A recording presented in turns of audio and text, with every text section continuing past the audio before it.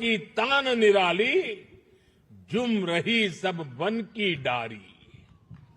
भारत में सूफी परंपरा ने अपनी एक अलग पहचान बनाई। सूफी संतों ने खुद को महज मस्जिदों या खानकाहों तक सीमित नहीं रखा। उन्होंने पवित्र कुरान के हर्फ पढ़े तो वेदों के स्वर भी सुने।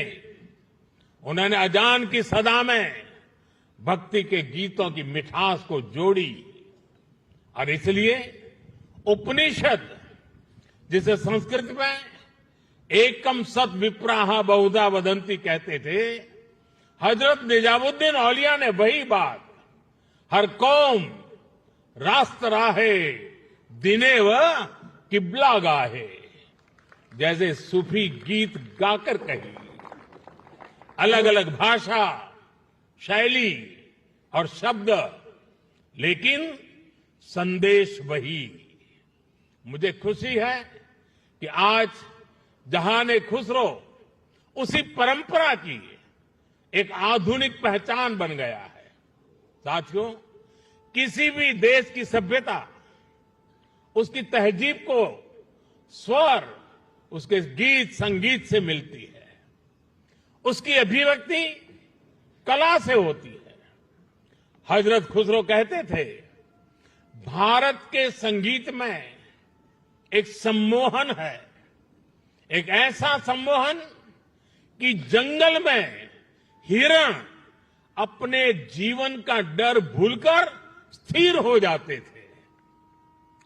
भारतीय संगीत के इस समंदर में सूफी संगीत एक अलग रॉ के तौर पर आकर मिला था और इस समंदर की खूबसूरत लहर बन गया। जब सूफी संगीत और शास्त्रीय संगीत की वो प्राचीन धाराएं एक दूसरे से जुड़ी तो हमें प्रेम और भक्ति की नई कल कल सुनने को मिली।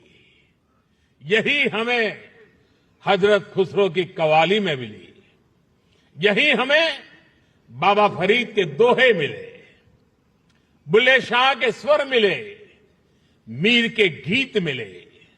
यहां हमें कबीर भी मिले, रहीम भी मिले और रसखान भी मिले। इन संतों और औलियों ने भक्ति को एक नया आयाम दिया। आप चाहे सूरदास को पढ़ें या रहीम और रसखान को, या फिर आप आंख बंद करके हजरत खुसरो को सुने। जब आप गहराई में उतरते हैं तो उसी एक जगह पहुंचते हैं। ये जगह है आध्यात्मिक प्रेम की वो ऊंचाई जहां इंसानी बंदी से टूट जाती है और इंसान और ईश्वर का मिलन महसूस होता है। आप देखिए, हमारे रसखान मुस्लिम थे लेकिन वो हरिभक्त थे। रसखान भी कहते हैं, प्रेम हरि को रूप है, त्यों हरि प्रेम स्वरूप। एक होई दुवैयो लसई, जो सूरज और धूप। यानी प्रेम और हरि दोनों वैसे ही एक ही रूप है जैसे सूरज और धूप। और यही एहसास तो हजरत खुसरो को भी हुआ था। उन्होंने लिखा था, खुसरो दरिया प्रेम का सो उल्टी वाकी धार, जो उतरा सो डूब गया, जो डूबा सो पार। यानी प्रेम में डूबने से ही भेद की बाधाएं पार होती है। यहां अभी जो भव्य प्रस्तुति हुई उसमें भी हमने यही महसूस किया है। साथियों, सूफी परंपरा ने न केवल इंसान की रूहानी दूरियों को खत्म किया बल्कि दुनियावी दूरियों को भी कम किया है। मुझे याद है साल 2015 में जब मैं अफगानिस्तान की पार्लियामेंट गया था तो वहां मैंने बड़े भाव भरे शब्दों में रूमी को याद किया था। 8 शताब्दी पहले रूमी वहां के ही बल्ख प्रांत में पैदा हुए थे। मैं रूमी के लिखे का हिंदी एक तर्जुमा जरूर यहां दोहराना चाहूंगा, क्योंकि ये शब्द आज भी उतने ही प्रासंगिक है। रूमी ने कहा था, शब्दों को ऊंचाई दे, आवाज को नहीं। शब्दों को ऊंचाई दे, आवाज को नहीं, क्योंकि फूल बारिश में पैदा होते हैं, तूफान में नहीं। उनकी एक और बात याद आती है। मैं देश शब्दों में कहूं तो उसका अर्थ है, मैं ना पूरब का हूं ना पश्चिम का, ना मैं समंदर से निकला हूं और ना मैं जमीन से आया हूं। मेरी जगह कोई है ही नहीं।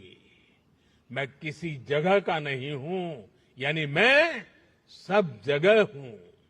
ये विचार, ये दर्शन वसुधैव कुटुंबकम की हमारी भावना से अलग नहीं है।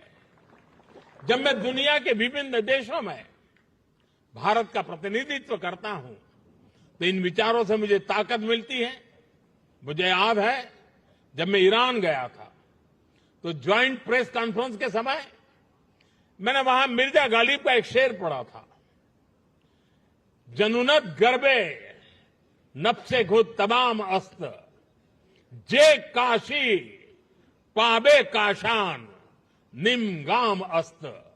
यानी जब हम जागते हैं तो हमें काशी और काशान की दूरी केवल आधा कदम ही दिखती है।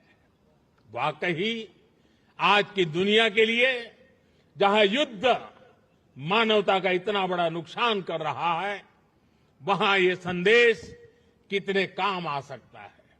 साथियों, हजरत अमीर खुसरो को तुतिए हिंद कहा जाता है।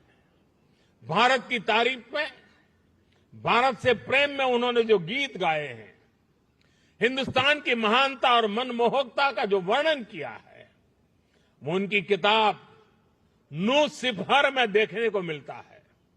हजरत खुसरो ने भारत को उस दौर की दुनिया के तमाम बड़े देशों से महान बताया।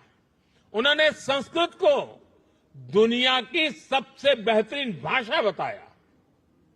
वो भारत के मनुष्यों को बड़े बड़े विद्वानों से भी बड़ा मानते हैं। भारत में शून्य का, गणित और विज्ञान और दर्शन का ये ज्ञान कैसे बाकी दुनिया तक पहुंचा, कैसे भारत का गणित अरब पहुंचकर वहां पर जाकर के हिंदसा के नाम से जाना गया। हजरत खुसरो न केवल अपनी किताबों में इसका जिक्र करते हैं, बल्कि उस पर गर्व भी करते हैं। गुलामी के लंबे कालखंड में जब इतना कुछ तबाह किया गया, अगर आज हम अपने अतीत से परिचित हैं, तो इसमें हजरत खुसरो की रचनाओं की बड़ी भूमिका है। साथियों, इस विरासत को हमें निरंतर समृद्ध करते रहना है। मुझे संतोष है, जहां ने खुसरो जैसे प्रयास इस दायित्व को बखूबी निभा रहे हैं, और अखंड रूप से 25 साल तक ये काम करना, ये छोटी बात नहीं है।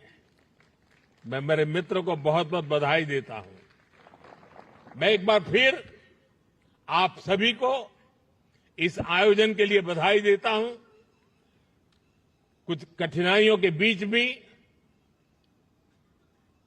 इस समारोह का मजा लेने का कुछ अवसर भी मिल गया। मैं इसके लिए मेरे मित्र का हृदय से आभार व्यक्त करता हूं। बहुत बहुत धन्यवाद।